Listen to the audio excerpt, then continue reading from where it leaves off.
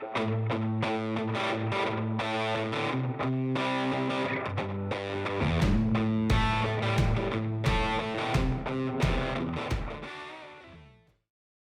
y'all, I'm Lauren and welcome to Cantina Cast. Today is the release day of Cataclysm by Lydia Kang, and this is the second adult High Republic novel phase 2 release.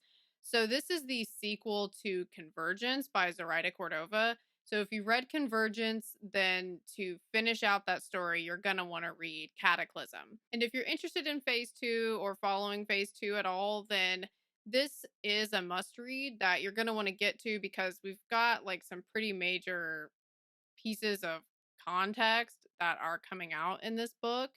And so it does kind of help to piece together like where exactly everything with the path of the open hand has been headed so far. And so I am going to talk about my general thoughts about Cataclysm first with no spoilers. So that way, if you're just trying to get a sense of if you want to pick up the book, this part of the video is not going to have any spoilers in it, and I will let you know before I start talking spoilers. However, because this book is the sequel to Convergence, I will be talking about Convergence spoilers throughout the whole video. So if you haven't read Convergence yet and you don't want to get spoiled, then I wouldn't recommend watching this, because I am going to say Convergence spoilers. So I do want to say that the context of the story, the fact that it's like a key piece of the overall story that's being told in phase 2, that does make it a must read if you're following the High Republic and if you're following phase 2 especially. However, I do want to just be upfront and say that the actual story portion of this book, it really didn't speak to me quite so much. Although I did appreciate the explanation that we got in this book about the path of the open hand and kind of where all of that's going. A lot of the reason that the story didn't speak to me as much personally is based on my personal taste. So if you read Convergence, you're already aware that there's a pretty big twist that happens in Convergence with Axel Greylark's character, where kind of like the direction of the character and his motivations and kind of like what's driving him, all of that does change pretty suddenly in Convergence. And after that happened, that character did kind of lose me. For me, a lot of times twists like that don't work. Twists like that do usually lose me. So if you're still interested in phase 2, I don't want that to deter you, the fact that I felt that way, but usually a twist is like a really hard sell for me. So, because of the twist that happened back in Convergence, and since I didn't feel as invested in Axel's story after that point, that did make going into this book a little bit different than the way that I felt going into Convergence. But if you enjoyed Axel in Convergence, and if you enjoyed his story and kind of like where it was going with Gela, then you'll probably like this book, because it was a continuation of their story, and we do get to see like how all of that's going to unfold and work out.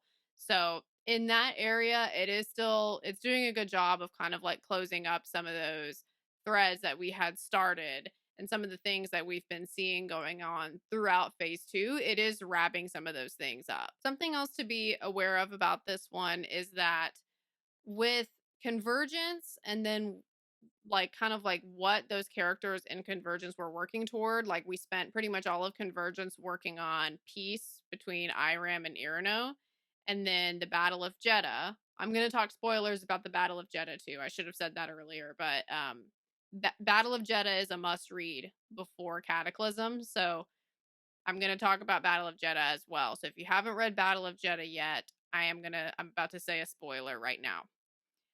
But in Battle of Jeddah, when we see that peace treaty that we just spent all of Convergence trying to get going, it all falls apart in Battle of Jeddah. So when we're starting with Cataclysm, we are kind of, it feels very much like we're back where we started. Like we've made no progress here. And I mean, it sounds like that is the intention of the story, is that this peace treaty, it's been so difficult to get it going that it is kind of taking like trying and failing over and over again to try to get it to actually stick. So it makes sense why we're back where we started. But if that type of a plot tends to not work for you in terms of like if you're the type of reader where you really like getting a more concrete sense of progress in these types of stories, that is also something to be aware of going into this book, is that it does kind of feel like all of our progress that we've made has pretty much been like brought back down. But even with like those little things aside, that doesn't change the fact that this book does have some key reveals in it that if you don't read it, you will be missing a major part of phase two. So it's kind of like, take what I'm saying with a grain of salt. It's just kind of something to keep in mind. But regardless, this is still a necessary read if you want to find out where these stories are going and if you want to see where we're going to kind of like where the situation's going to be for the rest of for the end of phase two. Because throughout this story, we are getting more of a sense that there is a plan coming together that is being put in place that has been a long time coming. Like we've been getting hints throughout previous books in phase two. There's a hint that the path of the open hand is working towards something. The mother kind of will mention it sometimes, and it's very vague, and we don't have many details about it.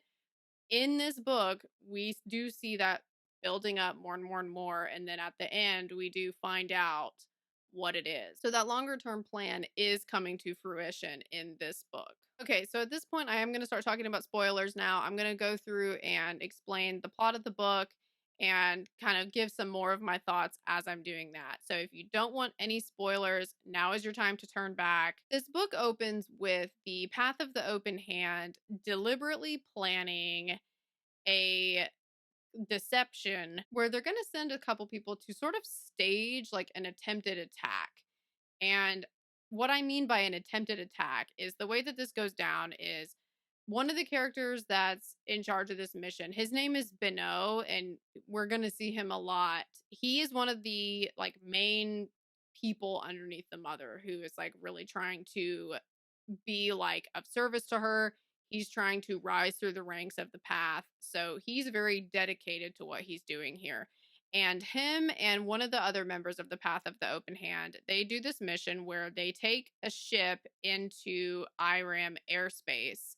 And on this ship, there's hidden algae called Clydobacter, which is extremely poisonous. And they call it a planet killer at points in this book because if it gets out and it gets into the water on Iram, it will kill everything. And it sounds like on Iram they have had problems with Clydobacter before, so they're very familiar of how devastating it is if this happens. So once they take this ship with the Clydobacter on it into Iram airspace, they're attempting to make it look like Arano was planning to attack them with this bioweapon.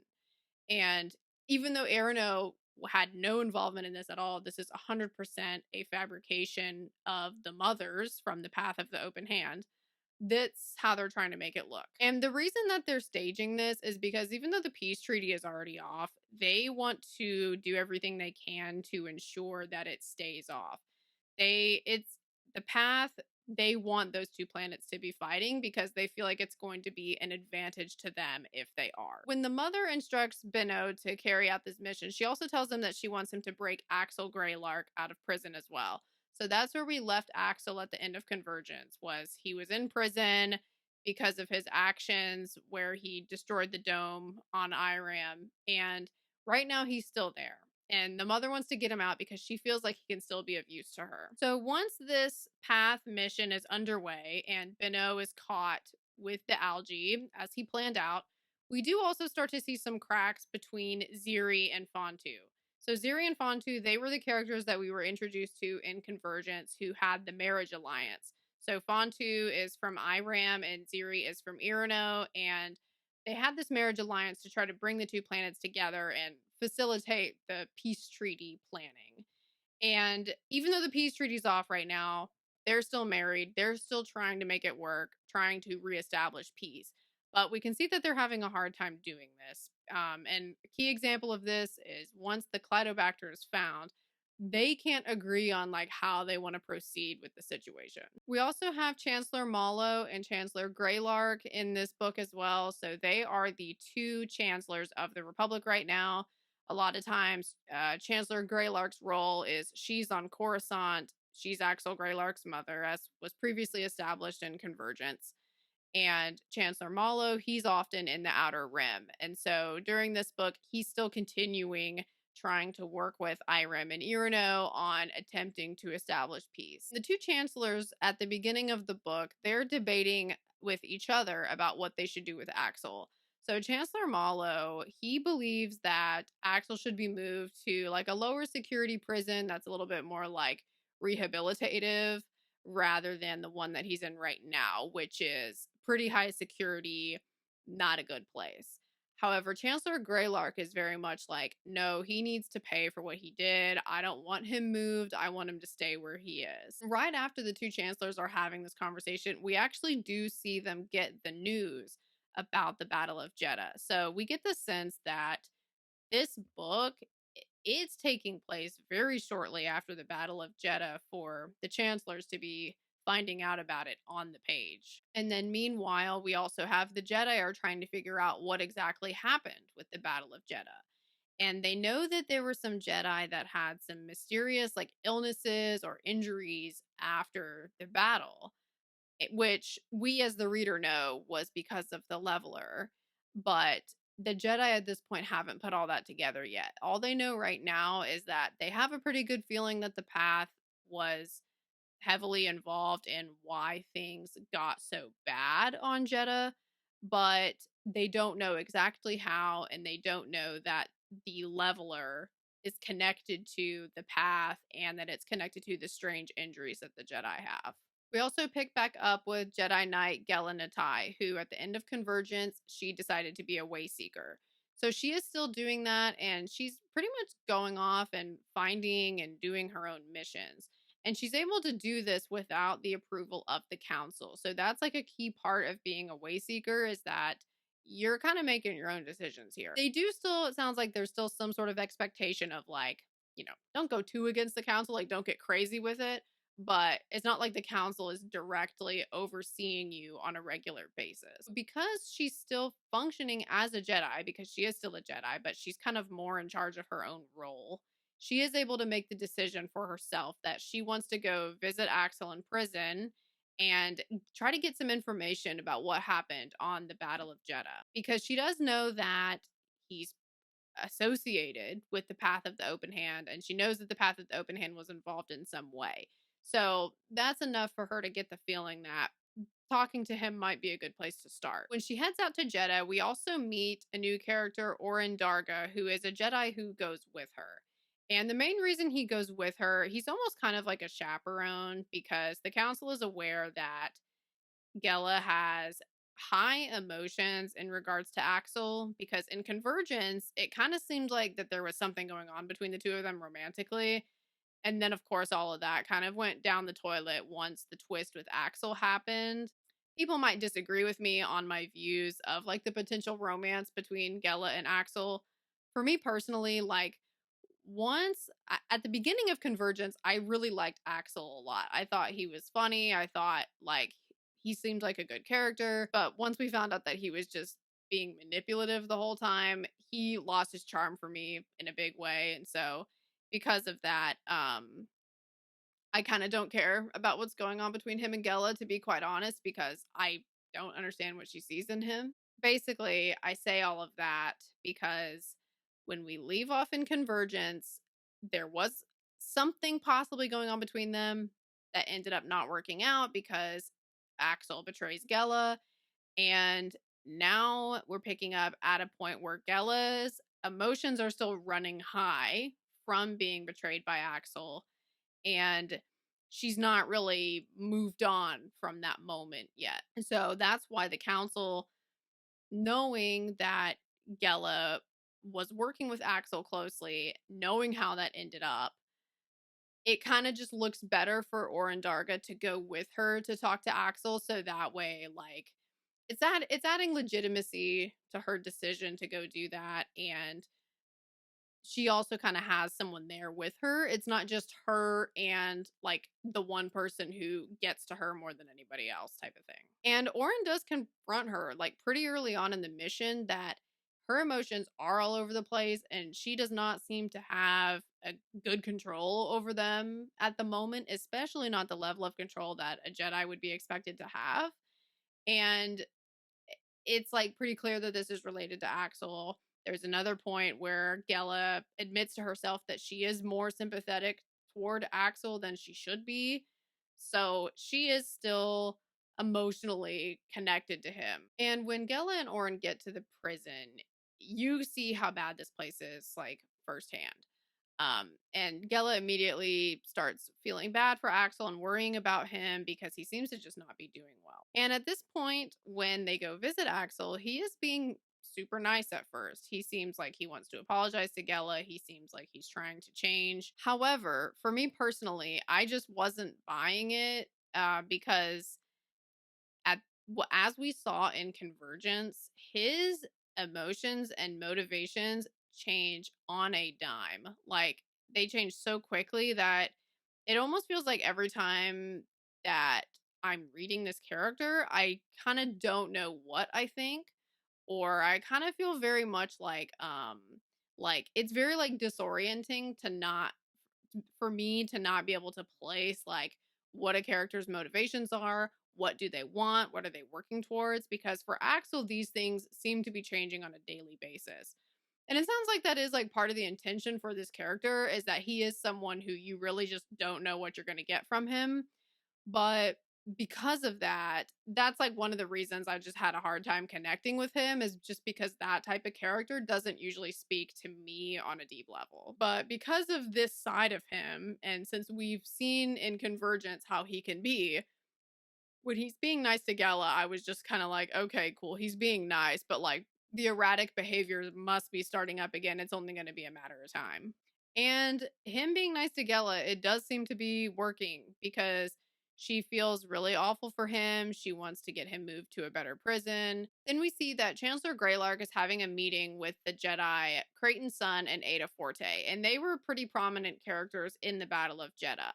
And they are briefing Chancellor Greylark and Yoda, who is also part of this meeting, on what exactly happened at the battle and what they feel like needs to be done next. And so they're explaining to Chancellor Greylark that they want to try to discreetly gather some information to try to get to the bottom of the path's involvement because they can tell, they at least know at this point that it was planned. And Chancellor Greylark actually does not like the idea. She feels that it's too risky and that it's just too sensitive of a time for them to be doing this sort of an undercover mission. She's afraid of them either getting caught or it somehow getting found out in some way and that just making things worse. But despite that, the Chancellor still has to relent and just let the Jedi do what they're going to do because they don't have to have the Chancellor's approval to do this. They mainly were just asking for her blessing, but it's not a requirement.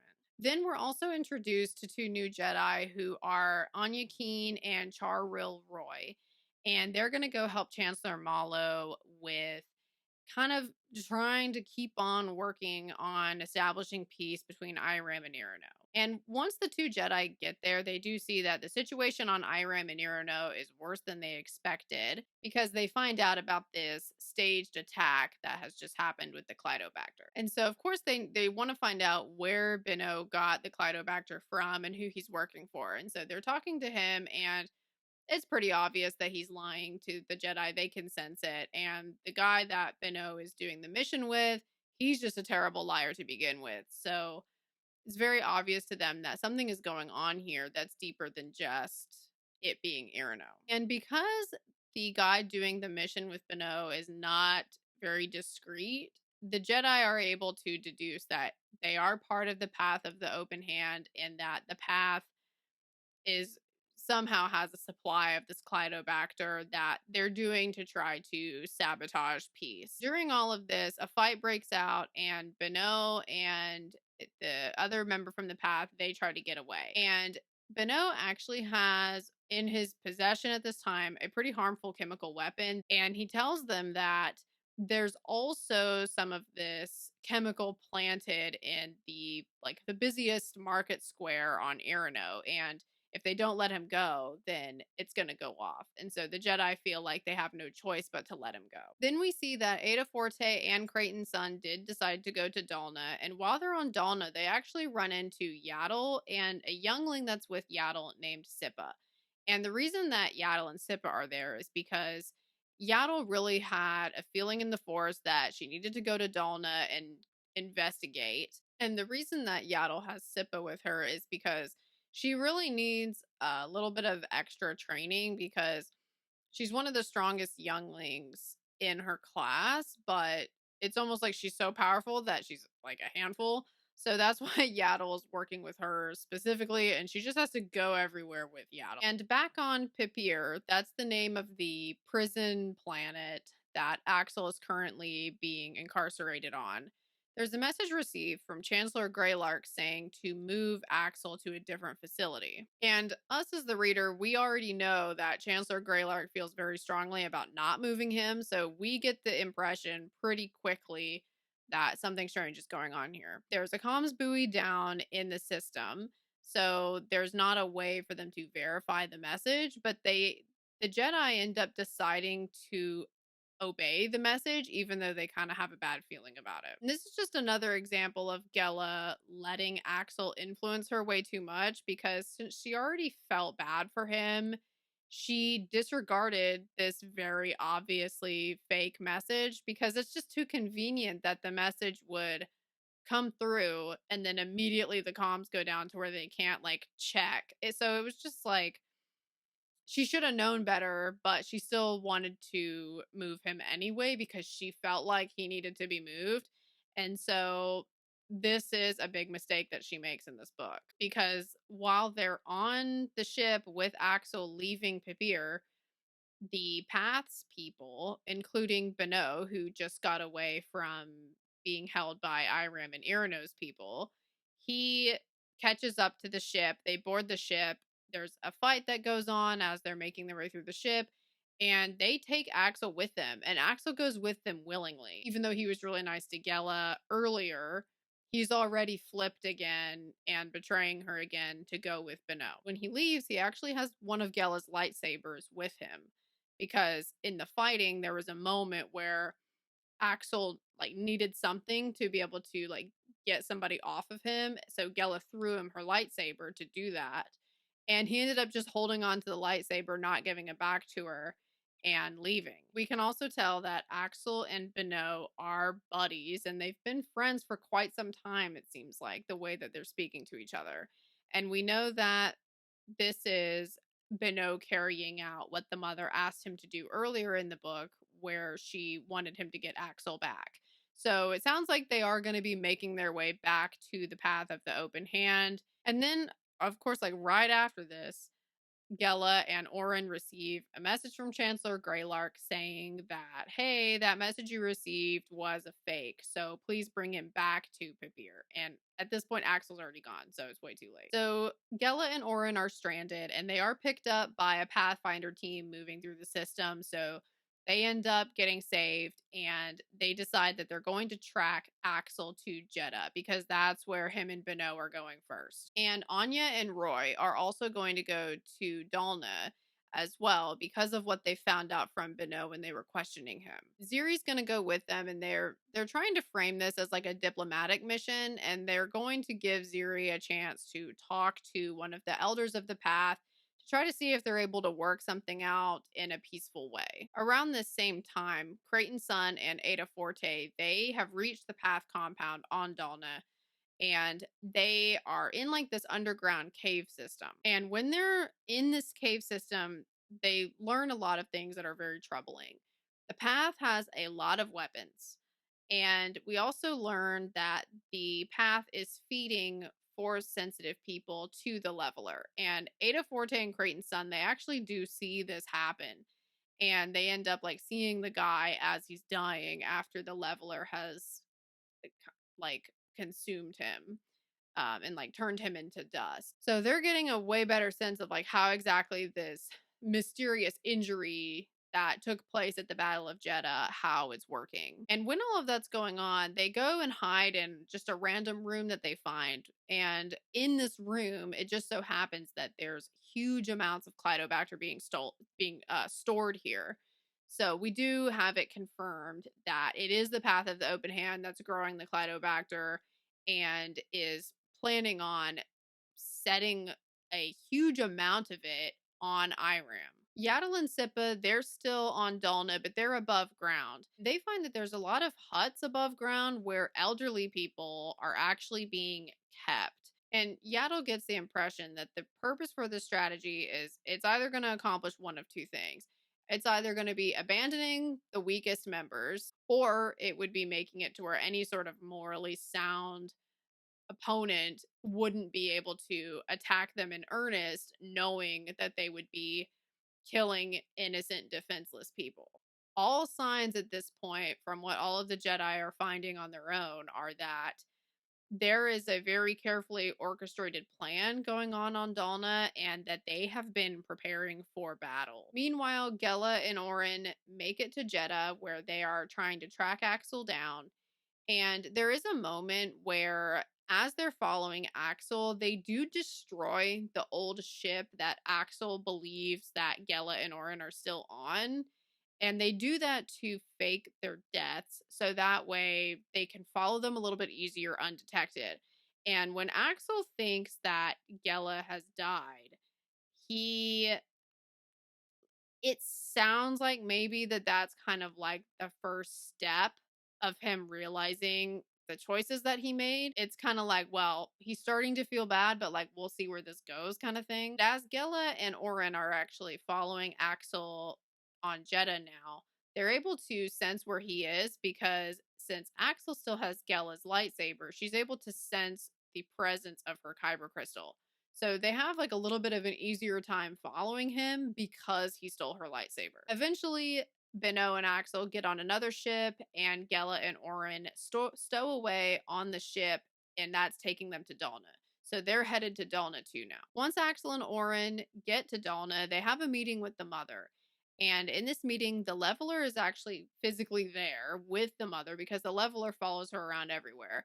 And once the leveler enters the room, Benno like immediately gets sick and like has to get up and leave the room. So us as the reader, we now know that Benno is force sensitive because he can't stand to be in the presence of the leveler. Even though Axel and the mother, they don't seem to have put this together quite yet. But during the rest of the meeting, the mother tells Axel that she wants him to lure Chancellor Greylark to Dalna.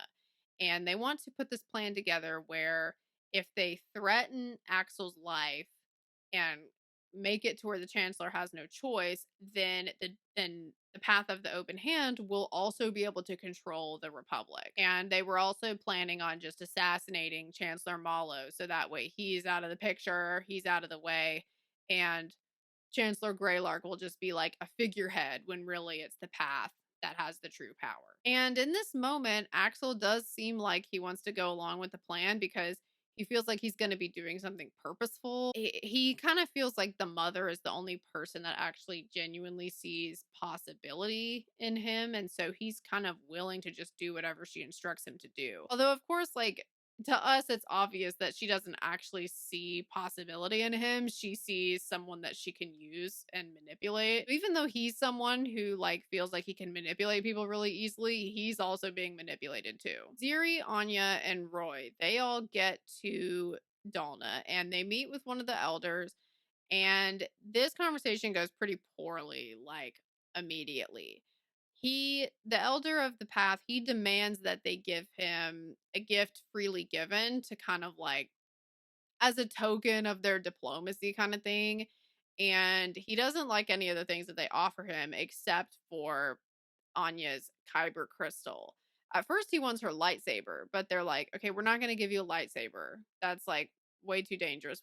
We're not that stupid, but we'll give you a kyber crystal to kind of show you that we're being serious. But the kyber crystal isn't enough. The negotiations still go pretty terribly. At one point, Fontu is trying to contact Ziri on the comm, And the elder hears this and he gets mad because he feels like that they were trying to like get one over on him. That whole plan of trying to have a peaceful negotiation, it does not work out. Then we see that Gela and Orin, after the meeting that Axel and Beno have with the mother, they confront them. And this confrontation goes very poorly because Axel is still trying to protect Beno. And so they are not successful in their confrontation. And what happens is that Beno has a weapon, which is a poison glove. So there was a type of poison that was mentioned in Convergence that they said was destroyed, but you kind of get the feeling that maybe it wasn't all destroyed. Well, in Cataclysm, we find out it wasn't because Beno has this glove that has needles on it that he uses as a weapon with this poison. And in this confrontation with Orin and Gela, Beno does touch Orin with the poison glove and ejects him with it, and Orin dies. And so once they successfully get rid of Orin, they're able to capture Gela. Then we see that Chancellor Greylark receives the message that Axel sent, doing what the mother asked. And Chancellor Greylark and Yoda are both talking about it together. And Chancellor Greylark, after deliberating about it with, in her mind and talking it over with Yoda, thinking about all the times that her son has made poor choices and caused a lot of problems, she still ultimately decides that she needs to go be there for him. And she also kind of feels like that as a mother, she made some mistakes in the past that kind of nudged Axel along the way that he decided to live his life. And because of that, she feels like she has a responsibility to try to actually be there for him in this situation. Now, Creighton's son and Ada Forte cross paths with Anya and Roy. So this is like after the diplomatic discussion went so terribly and kind of blew up in their faces. And then we have Creighton and Ada, they're running away from being caught in the underground tunnels. So they cross paths and they're fighting everyone, and they're trying to also like meanwhile like catch each other up on like what they're all doing there, because they didn't know pretty much all these Jedi that are on Dalna, they did not know that other Jedi were on Dalna, aside from like every once in a while one of them was like sensing a presence of another Jedi, but didn't know like who it was or why they were there. And so they're trying to kind of like get each other up to speed in the middle of fighting going on as well. But pretty much everything that they're saying to each other is they've all in various ways come to the same conclusion that the path of the open hand is preparing for war. And this is when everything, tensions are rising, and they do come to a boiling point, and this turns into an all-out battle. There are dangerous droids that the path of the open hand has in their possession that they're using to help them fight the battle. We also have path members fighting themselves because they have weapons too now. So it's a very few number of Jedi versus most of the path of the open hand. And the droids that the path have, they are enforcer droids, and the path also has missiles too. So we're talking like some pretty high grade weaponry that they've been able to get their hands on. During all of this, Axel receives a reply from his mother, Chancellor Greylark. And in the reply, she says, "I'm coming to Dalna, but I'm coming as your mother. I've renounced my chancellorship." And when Axel explains this to the mother, she's furious because it's almost like the mother can't comprehend the concept of somebody willingly giving up their power. It's like she never saw this as an option that Chancellor Greylark would do this. But what has happened is, after what Chancellor Greylark feels like is a lifetime of choosing her political duty over being a mother, she finally feels like it's time for her to make the decision to choose being a mother and putting Axel first over her political duty. And now the mother does not care about Axel at all because she feels like her like secret way in has just crumbled to pieces before her eyes. So she's like, I don't care what happens to this guy anymore. And this is the moment where Axel finally is starting to be like, oh, maybe it is my fault that my life is the way that it is. At the same time, the Jedi are trying to get out. They're trying to call for help. They're trying to fight their way through. They're trying pretty much everything they can to survive what's going on. I mean, because it's just like a huge barrage of path members that's coming at them, path members, droids, missiles, everything. And so they're trying pretty much everything they can just to try to like keep their heads above water. And it's just not going well. Like they're not making much progress on what they're doing because it's just so many people and weapons against so few of them that they're just completely overwhelmed. We also find out that the Path of the Open Hand has switched to calling themselves the Path of the Closed Fist, which pretty much is signifying that they have transformed from being like a non-violent, peaceful society to being now their goal is to completely oust the Jedi in order to promote their own view of how the Force should not be used. And this is where I'm thinking that it sounds like this might be where the Nihil that we see in phase one is coming from, is how maybe they started off as the Path of the Open Hand, transformed into like a more violent religious group, the Path of the Closed Fist, and then maybe the Nihil came out of that. I mean, I'm guessing we might get some more details about that as time goes on, but I'm starting to wonder if that's kind of where this is going. And at this point, Axel is still with Beno, even though the mother doesn't care about him anymore. She pretty much turned him over to Beno and is like, you decide what you want to do with him. You be in charge of this battle. Like, I'm out. I've got other things I need to do, apparently. And so during this time, Beno tries to tell Axel, like, if you want to prove yourself to the path, like, you need to kill someone. And he tries to get Axel to kill a teenage kid who doesn't want to fight. And this, thankfully, is finally the last straw for Axel, where he's like, okay, I'm not going to kill a kid. And so he tries to shoot Beno, but the blaster that he tries to shoot him with doesn't work because Beno had already sabotaged it. So it was a test, and Axel's reaction to the test pretty much told Beno what he needed to know. And finally, what ends up helping the Jedi in the end from just being completely destroyed during this battle is that there is a point where Ziri and Fontu are able to finally get a message out, because during the time of the battle, which at this point Chancellor Malo over at Irem and Irino, he's completely not, he doesn't know anything about it. But during this, he just so happens to get this communications buoy fixed that he had been working on for quite some time.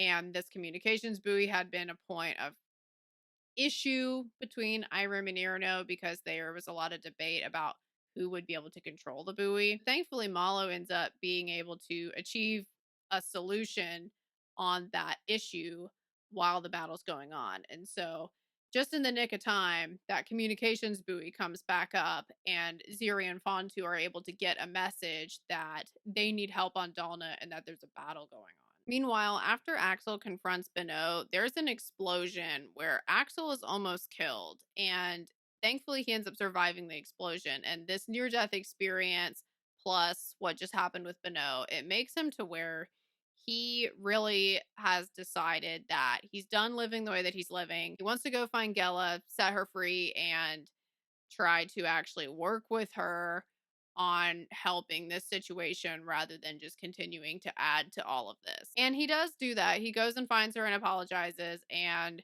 she ends up like taking him with her, and they go off together to go find Chancellor Greylark. And once they do find her, Axel is able to see now that her coming here to try to help him, it is like her trying to make amends with him for the first time. And so this is like a pretty big moment for the two of them in being able to reconcile their relationship issues that they've had for so long. And Gela, Axel, and Chancellor Greylark, they do end up flying the ship together and working on trying to do as much as they can to help the Jedi in the battle. It feels like there's a moment that we reach where like all hope is lost.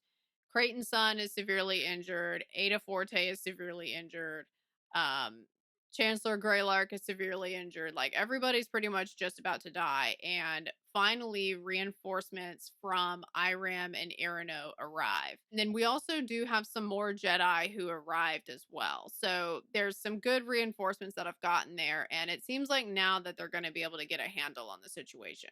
While this happens, Gela and Axel do have a confrontation with Beno. And as they're fighting, Beno's death ends up being very fitting for him, I feel like, where he accidentally like hits himself with like his own glove that he's wearing and dies. And so thankfully he's out of the picture now. But when Gela and Axel are trying to leave, the caves collapse and flood because there's a storm going on and they nearly die. And the only reason that they don't die is because Yoda and Yaddle are able to sense them and use the Force to pull them out of the cave. Then finally, once Iram, Irino, and the Jedi are able to win the battle, we end up picking back up with everybody where they're in a medical frigate that's orbiting Coruscant. During this time, we find out that Axel and Gela both survived. Chancellor Greylark survived, despite she ended up being seriously wounded as well, but she ends up being okay.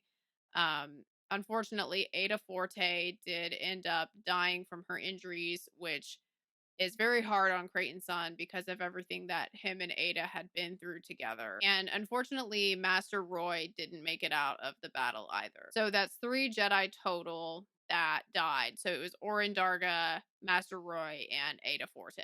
But in addition to that, there were other people who died, like some of the reinforcements from Iram and Irino, for example. And Axel's decided that he's going to go back to prison voluntarily because he feels like the first step that he needs to take on getting his life on the right track and turning over a new leaf is fulfilling his sentence. Chancellor Greylark is still not going to be a chancellor. She's thinking about starting up a school at this point and just kind of considering what she wants to do with her life going forward. Gela is still going to be a way seeker, so she's going to continue getting more into that lifestyle because at this point she hasn't been a way seeker for very long. Thankfully, one of the good things to come out of this battle is that it sounds like this was kind of like the push that Iram and Irino needed to finally actually stop their war between them.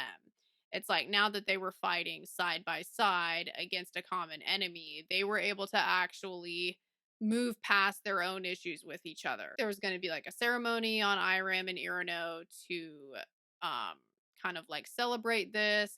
And this sort of peace between them, this time it finally feels like it's going to last. And right before the end of the book, this was some pretty interesting information that we get, to say the least, where we see a conversation happening between Creighton's son and Yoda, where they're talking about the leveler.